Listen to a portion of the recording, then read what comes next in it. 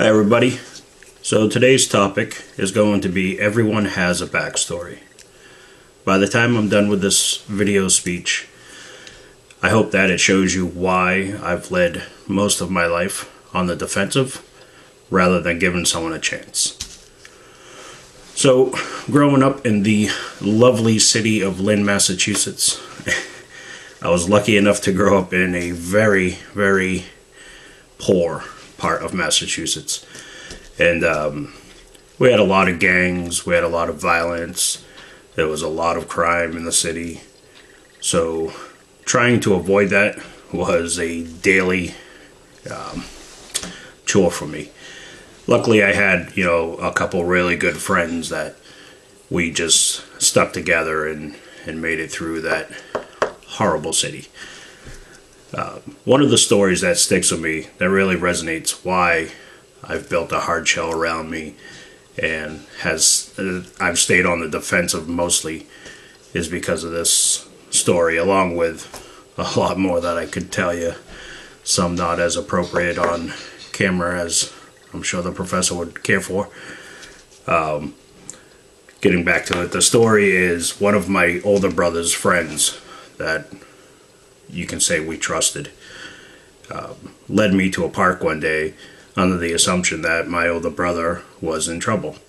So when we get to the park, we're greeted by two other kids, and one's holding a baseball bat. So, these two kids I don't know. I don't know from a hole in the wall.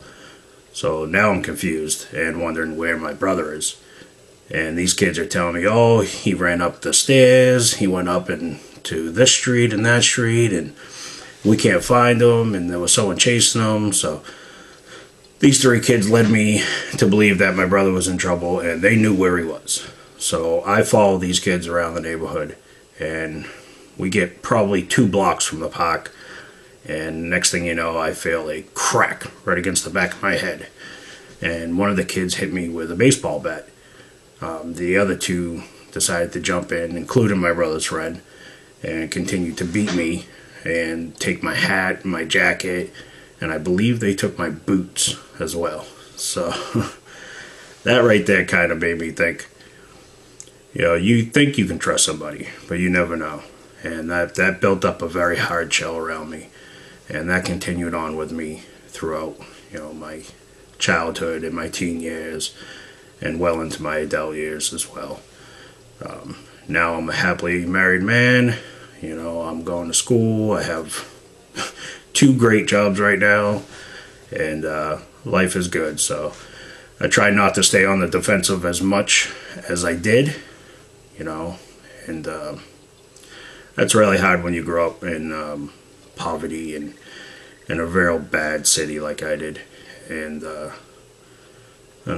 later on, you tend to realize you don't have to be that defensive anymore. Plus, we live in New Hampshire, so it's a right to carry state. Just joking.